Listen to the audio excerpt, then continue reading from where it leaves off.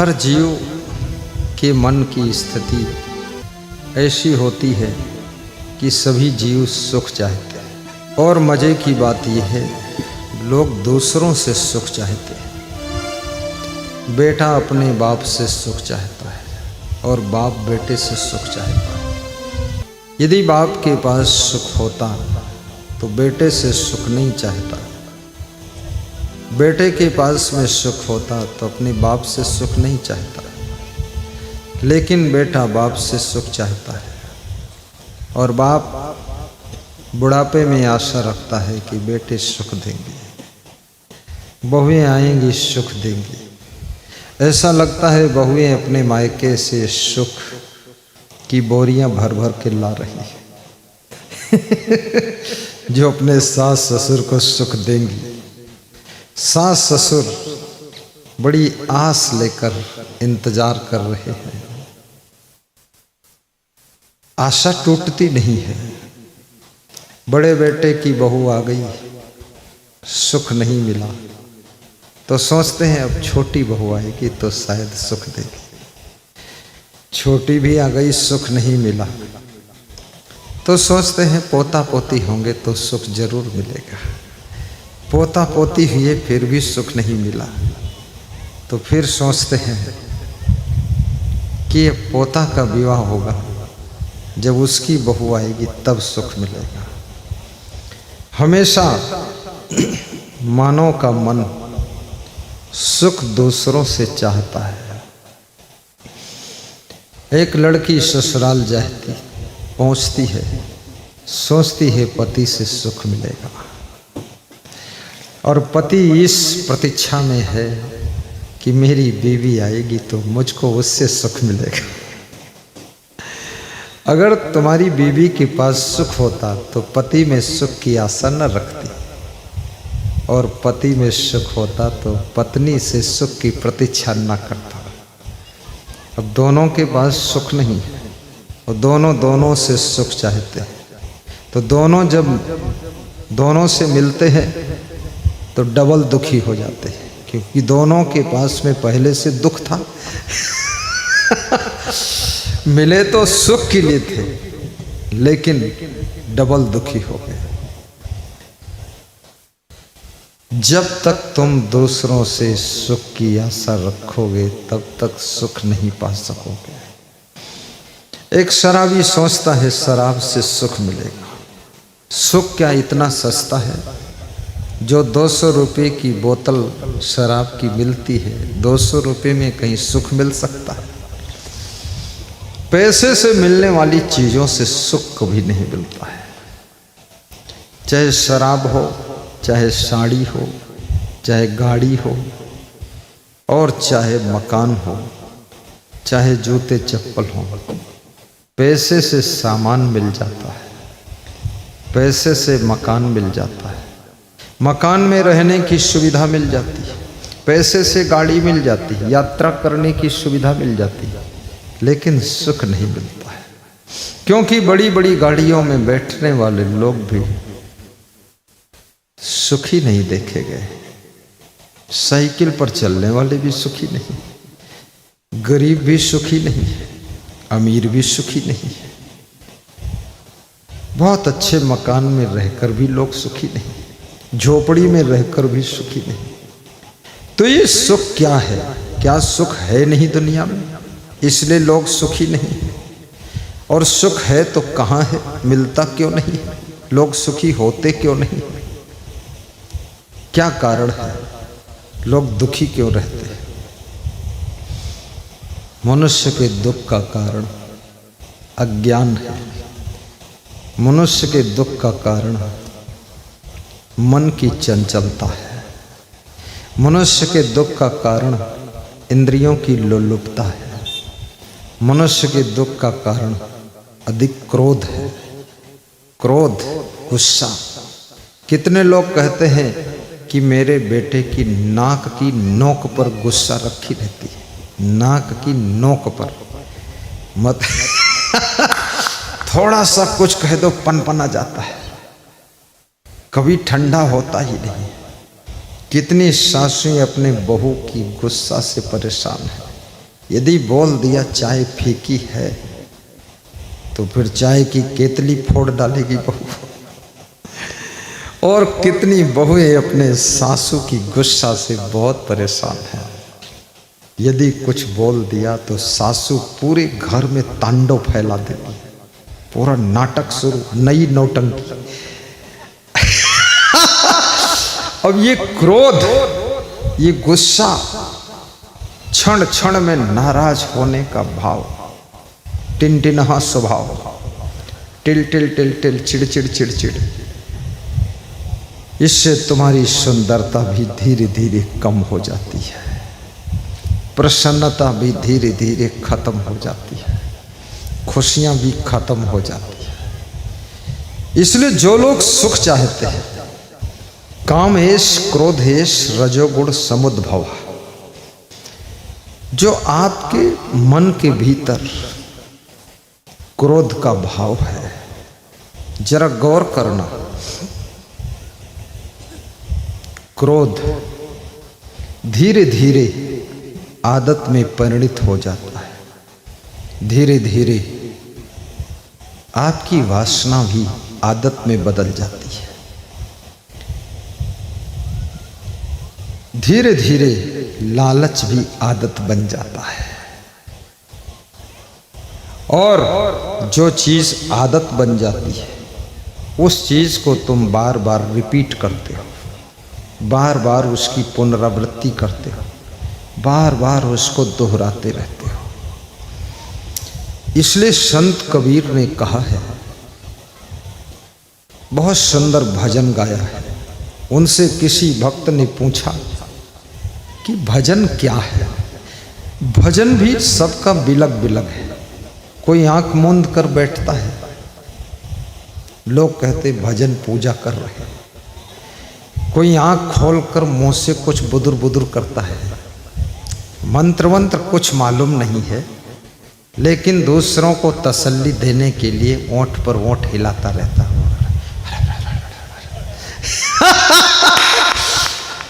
वो भी भजन कर रहा है। और कोई दीपक जलाकर आरती करता, वो भी भजन है। कितने लोग माला फेरते रहते हैं, 108 माला फेरते सुबह, 108 शाम को फेरते, और उनका भी भजन चल रहा है। और कितने लोग भोजन बनाते हैं और प्रेम से खाते हैं और खूब डट के सोते हैं और कहते हैं यही असली भजन है। खाया पिया अघाई के सोया पाँव पसार, और भोंदू कुछ जाने नहीं को हम को संसार।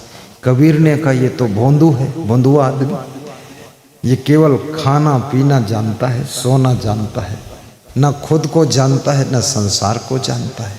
ये तो भोंदू लाल है, भोंदू कुछ जाने नहीं वो हमको संसार। कितने लोग घंटी बजाते हैं, शंख बजाते हैं और उनका कहते हैं ये भजन का तरीका मेरा है। लेकिन कबीर कहते हैं भजन क्या है। देखिए कबीर एक ऐसे संत हैं जो थोड़ा कठिन, थोड़ा जटिल सिद्धांत समझा रहे हैं। वे कहते हैं मन की तरंग मार लो बस हो गया भजन। अब ये कठिन है मन की तरंग मारना। सारे भजन की पद्धतियां आसान है, लेकिन मन की तरंग को मारना कठिन है। हर सेकंड में मन में नई नई तरंगे उठती है। मन तो समुद्र है। कबीर साहब ने कहा मन शायर मनसा लहर। मन समुद्र है। महेंद्र सिंह जी ध्यान देना भैया जी, मन समुद्र है। शायर माने समुद्र और मनसा लहर, मन के भीतर जो विचार उठ रहे हैं वो समुद्र की लहरें हैं। अब मन समुद्र है। कबीर का चिंतन बड़ा निराला है। रैदास गुरु कहते हैं मन चंगा तो कठौती में गंगा, लेकिन कबीर ने नहीं कहा कि कठौती में गंगा। इतनी बड़ी गंगा कठौती में कैसे एडजस्ट होगी। कबीर कहते हैं मन चंगा तो फिर मन ही गंगा, फिर कठौती कहाँ ढूंढोगे, झंझट कहाँ करोगे, फिर तुम्हारा मन ही गंगा है। मन चंगा तो मन ही गंगा। और लोगों का मन चंगा है नहीं, लोगों का मन है नंगम नंगा। मन है नंगम नंगा और जहां रहे वहीं एक नया दंगा। तो कैसे कठौतिम गंगा और कैसे गंगम गंगा। गंगम गंगा नहीं, गंगम भी दंगा। गंगा नहाने गए पुण्य लेने और किसी को ढकेल रहे, कोई गिर गया उसके ऊपर चढ़ रहे, और भगवान कृष्ण चिल्ला रहे कि ईश्वर सर्वभूता नाम हृदय से अर्जुन तिष्ठति। ईश्वर समस्त भूत प्राणियों के हृदय में रहता है। जब ईश्वर प्राणियों के हृदय में रहता है तो ढकेल किसको रहे हो, ईश्वर को। रौंद किसको रहे, ईश्वर को। किसके ऊपर चढ़ रहे हो, ईश्वर के ऊपर चढ़ रहे हो।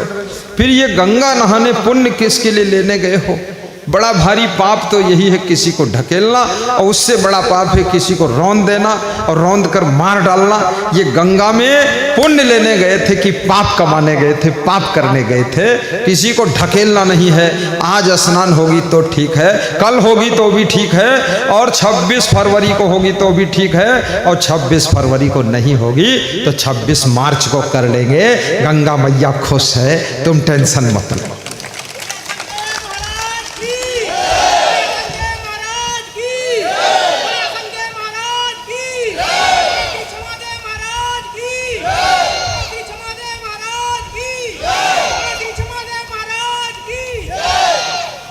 ये सुजीत केवट हैं, वही बड़े दान डब्बा वाले।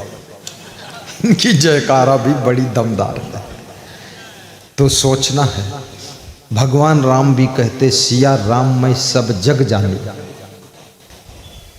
जितनी स्त्रियां हैं सिया के समान है, जितने पुरुष हैं राम जैसे। तो जिनको रौंद रहे हो ये भी तो सिया राम है। फिर एक तरफ गा रहे हो सिया राम मैं सब जग जानी, दूसरी तरफ बेचे ही दूध मिलाऊं ही पानी। ये क्या कर रहे हो।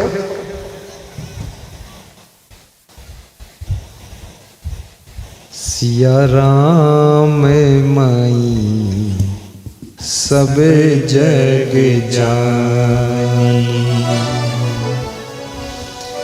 सिया राम माई सब जग जानी। करहु प्रणाम जोर जोग पानी, करहु प्रणाम जोर जोग पानी। सिया राम मैं सब जग जानी, सिया राम मैं सब जग जानी। जिनको ज्ञान लेना है, एक एक चौपाई में, रामचरितमानस में, एक एक साखी में, कबीर के बीजक में, गीता के आधे श्लोक में भी ज्ञान भरा हुआ है। ज्ञान संपूर्ण संसार ज्ञान का सेंटर है। वृक्ष भी ज्ञान दे रहे हैं, नदियां भी ज्ञान दे रही है। ज्ञान देने वालों की कमी नहीं है, ज्ञान लेने वालों की कमी है। दिन रात माँ बाप ज्ञान दे रहे, सास ससुर ज्ञान दे रहे, बेटा बहू दोनों ज्ञान दे रहे। कौन ज्ञान ले रहा है। सिगरेट की डिब्बी भी ज्ञान दे रही है। डिब्बी पर लिखा है सिगरेट पीना स्वास्थ्य के लिए हानिकर है। तो पढ़े लिखे लोग पहले पढ़ते हैं, उसके बाद डिब्बी खोलते हैं और फिर सिगरेट का धुआं खींचकर नाक से निकालते हैं तो उनसे पूछो धुआं दूसरों की तरफ फेंक क्यों रहे हो? बोले यही तो महाप्रसाद है। थोड़ा थोड़ा सब लोग सूंघ ले। सिगरेट की डिब्बी पर भी सेंटेंस लिखा है, ज्ञान का सेंटेंस है। तंबाकू की पुड़िया पर, पान ठेला पर लिखा रहता है तंबाकू से कैंसर होता है। लोग मर जाना चाहते हैं, कैंसर पूरे बदन में हो जाए, सड़ जाना चाहते हैं, लेकिन तंबाकू खाना चाहते हैं। कितने सुंदर दांत थे, मोती जैसे चमकते थे। तुम हंसते थे, दूध जैसे दांत दिखते थे। ये सब पान मसाला पुड़िया खा खा करके दांत ऐसे दिखते हैं जैसे भैंस का गोबर है। अरे छोड़ो ये सब, यही तो आदत, जरा सुधार लो बस हो गया भजन। आदत। और मनुष्य ही एक ऐसा प्राणी है जो आदत को छोड़ भी सकता है, आदत बना भी सकता है, आदत को त्याग भी कर सकता है, आदत को कम भी कर सकता है, आदत को बढ़ा भी सकता है, आदत को बदल भी सकता है, आदत को घटा भी सकता है, आदत को मिटा भी सकता है। इंसान का चोला इसीलिए महान कहा गया है क्योंकि सारी आदतों को जीतने की ताकत आपके पास में है। बोलिए सदगुरु भगवान की जय। अभी हमारे बीच में एक सज्जन आए थे, माइक में बोल रहे थे कि मैं थोड़ा नशा लेकर ही सोता था, वो नशा छूट गया, अब दूसरा नशा चढ़ गया, असंग देव की वाणी का नशा चढ़ा है। ये भी नशा ही है। प्रवचन सुनते हैं, सुनते सुनते नींद आ जाती है।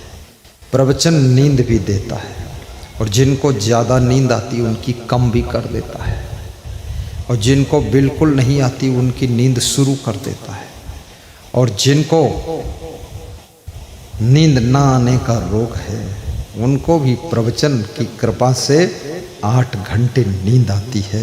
सुख की नींद सोते हैं। जो इतनी बड़ी बड़ी शराब बोतल पीकर नींद आती थी, अब बिना बोतल के टोटल नींद आ रही है।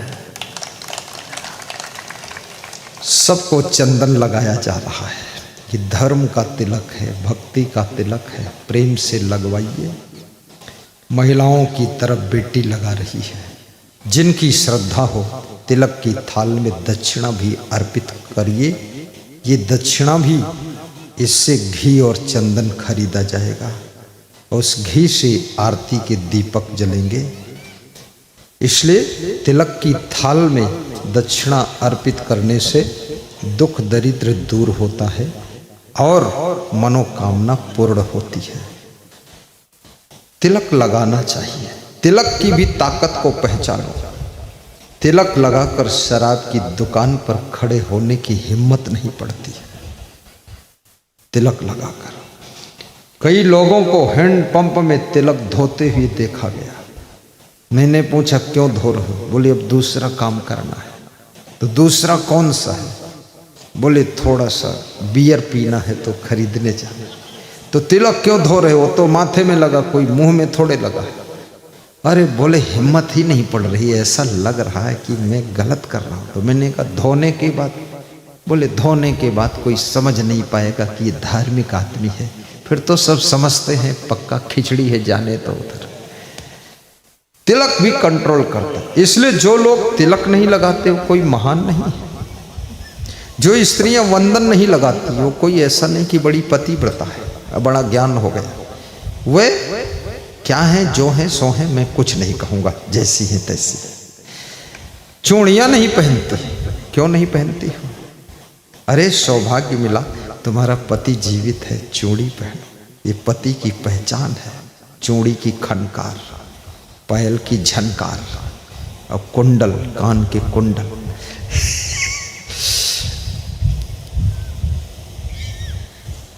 माला भी गले में पहन लो, कंठी माला। कितने लोगों के गले में कंठी माला है? हाथ ऊंचा करो। बहुत लोगों के गले में, लगभग 40% लोग तो पहना हुआ है। कितने लोगों की इच्छा है कि कोई गुरु अच्छा मिल जाएगा तो हम भी कंठी माला पहनकर मंत्र सुनेंगे। जरा हाथ ऊंचा करो जिनकी इच्छा है ऐसी कि कभी गुरु बनेंगे, नीचे कर। ऐसे कितने लोग जिनकी इच्छा है गुरु तो कभी नहीं बनाऊंगा, चाहे जितनी बार मनुष्य जीवन मिले। हाथ ऊंचा करो। कोई नहीं, ऐसा कोई नहीं। मानुष जन्म दुर्लभ है, मिले न दूजी बार। पक्का फल जो गिरी परा, बहुरी न लागे डार।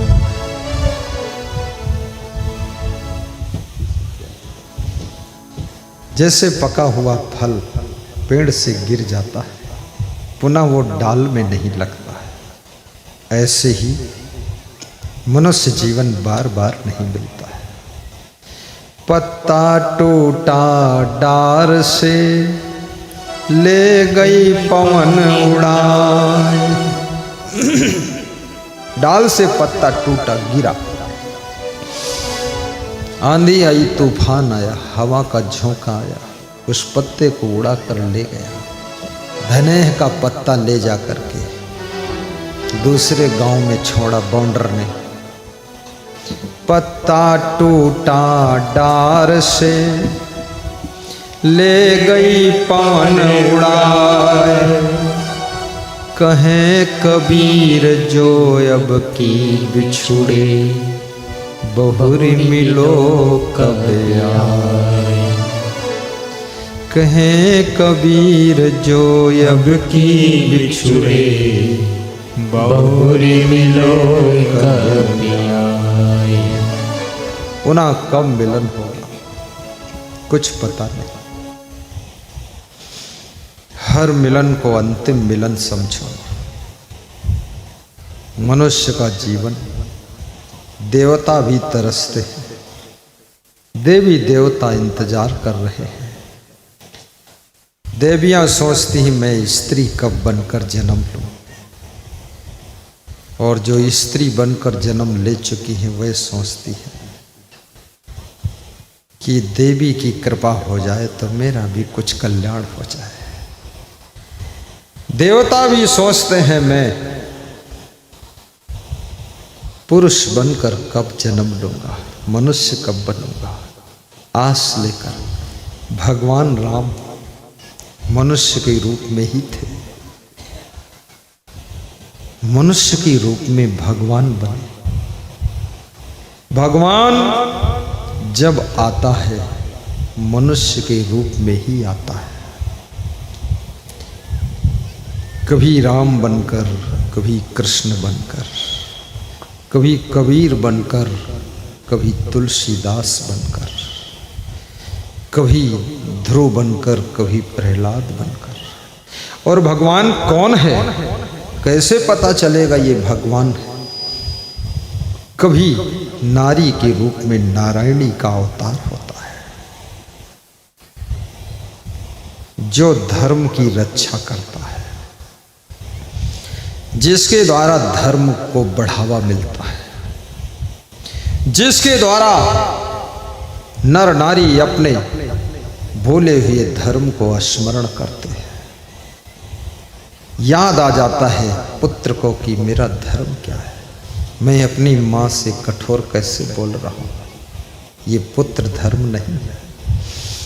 माँ को भी याद आ जाता है माँ का धर्म। जिसकी वाणी से, जिसके सानिध्य से अपने अपने धर्म का स्मरण हो जाए तो समझ लेना वह व्यक्तित्व, वह प्रतिभा अवतार लेकर आई है, अवतार लेकर आई है। क्योंकि इस माया के संसार में धीरे धीरे धीरे धीरे धर्म भूल जाता है। पुत्र भी अपने धर्म को भूल रहा है, बहुएं भी अपने अपने धर्म को भूल जाती है, पत्नी भी कभी कभी अपने धर्म को भूल जाती है, पति भी अपना धर्म भूल जाता है। एक नेता भी अपने धर्म को भूल जाता है, देशभक्ति को भूलकर देश द्रोह का काम करता है, शत्रुओं से मिलकर के देश के प्रति घात कर देता है। डॉक्टर जब अपने धर्म को भूल जाता है तो मरीजों के साथ में डॉक्टर डाकू का काम करता है, मरीज को लूट लेता है। शिक्षक जब अपने धर्म को भूल जाता है तो स्कूल में जा कर के सोता रहता है, बच्चे खेलते रहते, हुड़दंग मचाते रहते। अब बच्चों का बचपन की शिक्षा उनकी कमजोर हो रही है, शिक्षक सो रहा है। जो शिक्षक के धर्म को भी याद दिलाते हैं, शिक्षक बच्चों के भविष्य का निर्माता है, शिक्षक बच्चों का भाग्य विधाता है। डॉक्टर दूसरा भगवान है। डॉक्टर कोई साधारण चीज नहीं है, भगवान तो नहीं है लेकिन भगवान का दूसरा रूप है। तुम्हारी दर्द, तुम्हारा दुख, तुम्हारी पीड़ा, तुम्हारी बीमारी को दूर करके तुमको स्वास्थ्य का सुख देता है। इसलिए डॉक्टर का भी बहुत महान कार्य है। अपने धर्म को याद करो। संत जब अपने धर्म को भूल जाता है तो संत धर्म का घात करने लगता है। संत का अर्थ इतना नहीं है केवल भंडारा खा ले और खूब सोए। अरे राम, संत को भंडारा बहुत कम खाना चाहिए, थोड़ा खाइए, भक्तों को प्रसाद खिला दीजिए। और संत धर्म की रक्षा के लिए स्वयं धर्म के पथ पर चलकर जगत के नर नारियों के अंदर सोई हुई भक्ति को जागृत करने की जिम्मेदारी संत की है। संत जगत विचरत यही हेता, जड़ जीवन का करहि सचेता। जो संसार में जड़ जीव हैं उनको सचेत करने की जिम्मेदारी संत की है। और परोपकारियों की जब लिस्ट तुलसीदास ने बनाया तो संत को प्रथम स्थान दिया है। क्या है चौपाई, मैं गाता हूं तुम दोहरा देना। तुम तो दोहराते भी नहीं हो, सुनने में ही सुख मिल गया तो बोलने की क्या जरूरत है। लेकिन थोड़ा थोड़ा संत बिटप सरिता गिरिधरणी, परहित हेतु इन्हीं की करणी। संत वाह वाह, बहुत सावधान। सरिता गिरी यानी पहाड़, धरणी माने धरती माता, बिटप माने वृक्ष। वृक्ष कबहु नहीं फल भखें, फल देते हैं। आम का वृक्ष, अमरूद का वृक्ष, पपीता का पौधा कितने फल देता, लेकिन एक भी आम स्वयं नहीं खाता है। सोचिए स्वयं क्या खाता है। उसकी जड़ में लोग गंदा पानी डालते हैं, गंदा गोबर डालते हैं, गोबर ही उसकी खुराक। और जैसा भी कचड़ा पचड़ा सब डाल देते हैं, सड़ जाता है और सड़ करके उसको वृक्ष ग्रहण कर लेता है। और फिर कचड़ा डालने वालों को कितने मीठे फल देता है।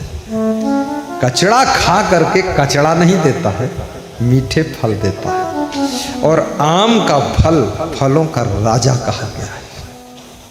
आम के फल को फलों का राजा कहा गया है। वृक्ष कबहु नहीं फल भखें, नदी न संचय नीर। आहा, और नदी जल को इकट्ठा नहीं करती है, स्वयं पीती नहीं है, नदी न पीवई नीर है। परमार्थ के कारणे साधु ने धरा शरीर। सभी साधुओं के लिए संदेश है, तुम्हारा शरीर परमार्थ के लिए है। माया की नींद में सोए हुए जीवों को जगाने के लिए तुम साधु बने हो। मोह की नींद में संसार सो रहा है, इनकी नींद को तोड़ने के लिए तुमने संत का भेष धारण किया है। करोड़ों की जिंदगी के लिए जगत भर की रोशनी के लिए। ऐसा नहीं है कि खूब आराम करो बाबा जी, नहीं नहीं। जब तक लाखों करोड़ों नर नारियों को विश्राम न मिल जाए, तब तक महान संत विश्राम नहीं करता है। करोड़ों की जिंदगी के लिए लिखा है तेरे ही भाग्य में कि तेरा जीवन रहे त्याग में। और त्याग में रहना ये संत की परिभाषा है। ये बीड़ी पीना ये संत का लक्षण है। जब छोटी सी बीड़ी नहीं छोड़ पाओगे तो बड़े बड़े विषय भोग कैसे छोड़ोगे? 1 फुट जब नहीं कूद पाओगे तो 100 फुट लंबा कैसे कूदोगे? गांजा भांग अफीम चरस बीड़ी सिगरेट पीने वाले, इन व्यसनों को जो ना छोड़ सके मन बस में करना क्या जाने। ये व्यसन छोटे छोटे व्यसन, घर छोड़ दिया लेकिन गांजा की चिलम पकड़ दिया है, पत्नी छोड़ दिया है पर अब सिगरेट पकड़ दिया है। और किसी भी शास्त्र में नहीं लिखा है कि संत को नशा करना चाहिए। किसी ग्रंथ में नहीं लिखा है कि गृहस्थ को नशा करना चाहिए। सब जबरदस्ती कर रहे हैं और ज्यादातर पुरुष नशा करता है, महिलाएं नशा नहीं करती। इसलिए महिलाओं का हार्ट अटैक बहुत कम होता है। नशा करने से तुम्हारा हार्ट डैमेज होता है, फेफड़े डैमेज होते हैं। इसलिए महिलाएं अधिक उम्र तक सुंदर दिखाई देती है और पुरुष बदसूरत हो जाता है। और महिलाओं में एक खासियत है, महिलाएं ज़्यादा टेंशन भी नहीं लेती है। महिलाएं जितनी टेंशन है सब अपने पति को दे देती है, लेती नहीं देती है, खुश रहती है। इसलिए किसी भी नारी को देखिए सहज रूप से वो हंसती भी है, मुस्कुराती भी है, सहज जीवन उसका। और ज़रूरत पड़ती है तो रोती भी है, रोती खूब है। जो लोग महीने में 1-2 बार रो लेते हैं उनका फिर हार्ट अटैक नहीं होता है। रोना भी सीखो, बड़ी अच्छी दवा है। और रोना सीखना है तो अपनी पत्नी से ही सीख लो, वो तुम्हें सिखा देगी। क्योंकि रोने से जो आंसू बहते हैं, आंसुओं के माध्यम से बॉडी के अंदर से वो केमिकल बाहर प्रवाहित हो जाता है, जो केमिकल आपके हार्ट को अटैक करता था। इसलिए पुरुष थोड़ा कठोर है, रुलाई आती है तो भी नहीं रोता है, रोक के रखता है। कभी कभी रुलाई आती है, रोने का मन होता है, आंखें डबडबा जाती हैं, लेकिन आंसू गिरने नहीं देता है, अंदर ही अंदर फिर ले जाता है। रोना कोई बुरा नहीं है, भगवान राम भी रोते थे, भगवान कृष्ण भी रो लेते थे। रोना स्वाभाविक होना चाहिए। बच्चे रो लेते हैं, कितना स्वस्थ रहते हैं। छोटे छोटे बच्चे पूरी ताकत लगाकर रोते हैं, जितनी शक्ति है सब लगा देते हैं। और उसकी माँ भी समझती है, रो ले, देखती हूँ तेरी ताकत। खूब रोकर थक जाता है, तब माँ आती है, उठा लेती है, बोलती है जय हो, बहादुर सिंह है ये, रोने में बहादुर। बेटा स्वस्थ हो गया। जिनके बच्चे रोने को नहीं पाते हैं पूरा स्वस्थ नहीं होते। बच्चे को हंसने का भी मौका मिले, रोने का भी मौका मिले, खेलने का भी मौका मिले। और बहुत जल्दी स्कूल मत भेजना। 3 साल के बच्चे को स्कूल में बिठाने का मतलब है उसको तुमने एक फालतू टेंशन दे दिया बचपन में, उससे कुछ होने वाला नहीं है। थोड़ा खेल लेने दो 4 साल तक, 5 साल तक कबड्डी खेलने दो, तुम घबराओ मत। मुझे पता ही नहीं है प्राइमरी में क्या पढ़ा हो, मुझे नहीं मालूम, क्योंकि हमारे शिक्षक लोग सोते रहते थे तो हम लोग खेलते रहते थे। लेकिन कृपा बहुत थी शिक्षकों की, पास हर क्लास में फर्स्ट पास करते थे। तो मैंने कहा क्या दयालु है। लेकिन बात को पता चला कि बहुत नालायक आदमी था, जिंदगी बर्बाद कर दी। कुछ नहीं, वही शिक्षक अब प्रवचन सुनते हैं। ये तो याद रखना, प्रतिभा और प्रारब्ध ये सब पूर्व जन्म से तुम्हारे साथ में आती है। इसलिए बच्चों के लिए कभी चिंता मत करिए। बच्चों के माता पिता बनिए, आप गार्जियन बनिए, संरक्षक बनिए, रक्षक बनिए, लेकिन बच्चों के भगवान बनने की कोशिश मत करिए। भगवान तुम नहीं हो, तुम केवल माँ बाप हो। अपना धर्म फर्ज निभा दो, बाकी व्यवस्था बन जाएगी सब।